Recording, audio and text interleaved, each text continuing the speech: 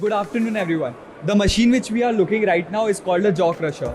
So it lies in the primary crusher, and the objective of our experiment is to find the reduction ratio and find the capacity of the laboratory jaw crusher. So the working principle of this jaw crusher is it uses two jaws. One is a fixed jaw, one is a moving jaw.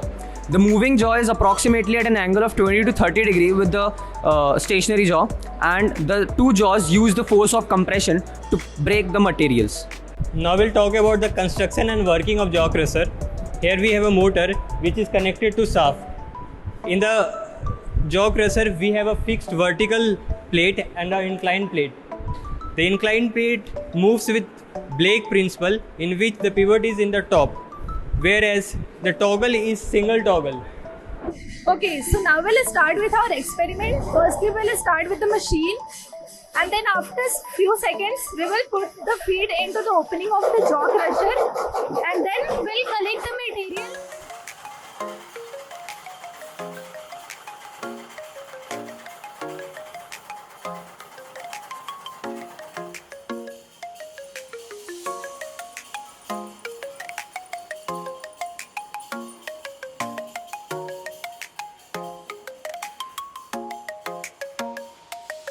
So this is the first sieve, first tray sieve. Okay, so now we'll start with the sieve analysis. We will put the crushed material into the sieving machine, and after that, we will take it to the sieving machine and we'll do the sieve analysis. As you go down the sieve, you'll find that the opening of the sieve becomes finer. At last, we have a pen.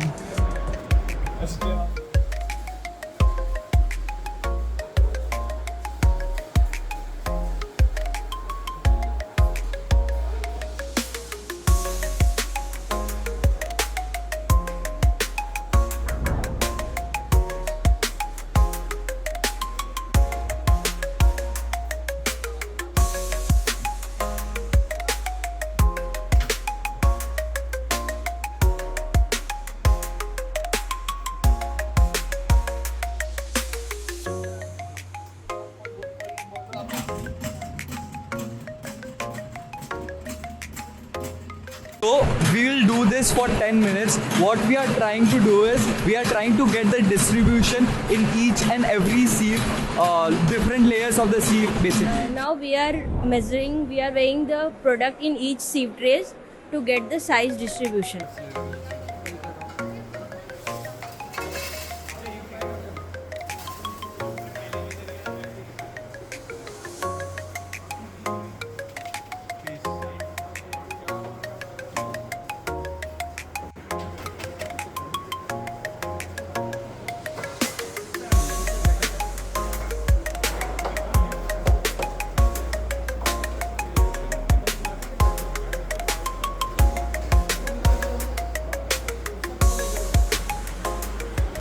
Now we have taken the observation here.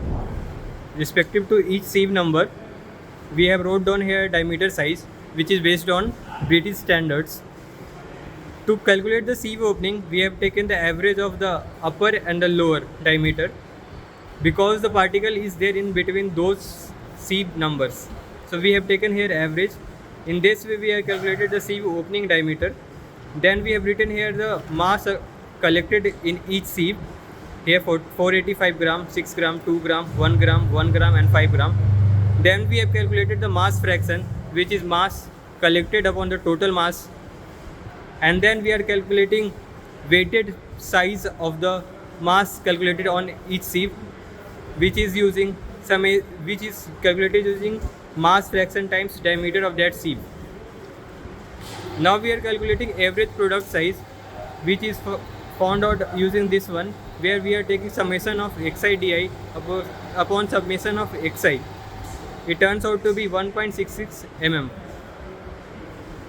And we have given that the average feed size is between 1/2 and 1/4 inches. So the average feed size comes out to be 9.5 mm. Now we have to find out reduction ratio and actual capacity of the jaw crusher. To find out the reduction ratio, we'll take the ratio of average feed size divided by average product size. Here we are taking 9.525 mm divided by 1.66818 mm, which turns out to be 5.7098. To calculate the actual capacity, we are taking the weight of material feed in the jaw crusher in the time it took, which is taken as crushing time.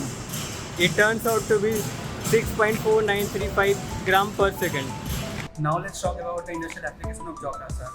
Jaw crusher are mainly used in the mining industry to crush and process the ores. Jaw crusher are also used in the ceramics and glasses, then environmental analysis and chemical industry, etc.